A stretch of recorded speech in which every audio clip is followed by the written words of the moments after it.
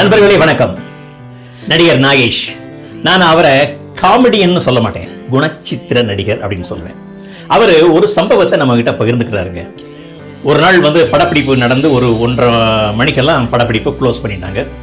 அவர் வீட்டுக்கு கிளம்புறாரு, நல்ல பசி. அப்போ அவர் காரில் போகும்போது அவர் மனசில் ஒரு எண்ணம், ரொம்ப நாள் ஆச்சு மோர் குழம்பு சாப்பிட்டு, அதுவும் கல் சட்டியில் வச்ச ஒரு மோர் குழம்பு, அது சாப்பிட்டா எவ்வளோ நல்லா இருக்கும், யார் இதெல்லாம் செஞ்சு தர போறா அப்படின்னு நினச்சி வீட்டுக்கு போறாரு. மனைவி வாங்க வாங்க கொஞ்சம் ஃப்ரெஷ் ஆகிட்டு வாங்க, இன்னைக்கு ஒரு புதுசாக டிஷ் செஞ்சுருக்கிறேன் அப்படின்னா. என்னது அப்படின்னு, மோர் குழம்பு செஞ்சுருக்கிறேன், கல் சட்டியில் அந்த மோர் குழம்பு செஞ்சுருக்கிறேன். தூக்கி வாரி போட்டுச்சு. இது நான் கொஞ்சம் கூட எதிர்பார்க்கல. நான் நினைச்சதை என்னுடைய மனைவி அப்படியே நினைச்சிட்டாங்களே, இது எப்படி பாசிபிள்? அப்பதான் அவருக்கு நான் ஞாபகம் வந்துதான், கண்ணதாசன் பாலும் பழமும்ன்ற படத்துல, நான் பேச நினைப்பதெல்லாம் நீ பேச வேண்டும், நாளோடும் பொழுதோடும் உறவாட வேண்டும்.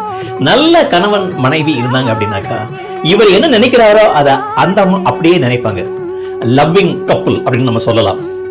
நண்பர்களே, இது எப்படி பாசிபிள் அப்படின்னா, சுவாமி விவேகானந்தர் இதுக்கு ஒரு அற்புதமான விளக்கத்தை கொடுக்கிறார்.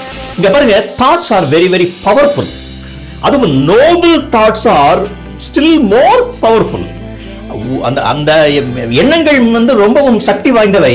அந்த எண்ணங்களுக்கு பின்னாடி உண்மையான அன்பு, நேர்மை, உண்மை இருந்துச்சு அப்படின்னாக்கா, அந்த தாட்ஸ் இருக்கு பாருங்க. சுவாமி விவேகானந்தா சேஸ், அந்த தாட்ஸ் அது அப்படியே எவ்வளவு பெரிய செவரு என்ன ஸ்ட்ராங்கா இருந்தாலும் தொலைச்சிட்டு வெளியே போயிருங்க.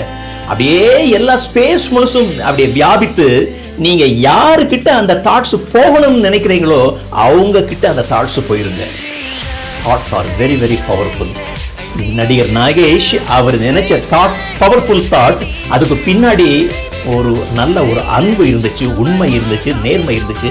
He was so loving to his wife. இவர் நினைக்கிறாரு, அந்த அம்மா சைமல்டேனியஸா நினைக்கிறாங்க.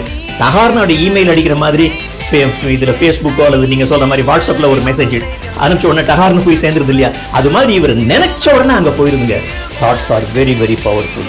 இந்த லெசனை ஆசிரியர்கள் நிச்சயமாக கற்றுக்கொள்ள வேண்டும்.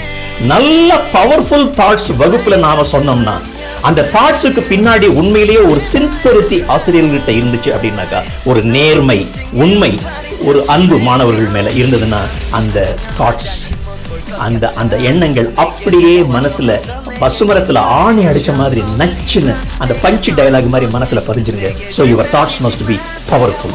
Thank you.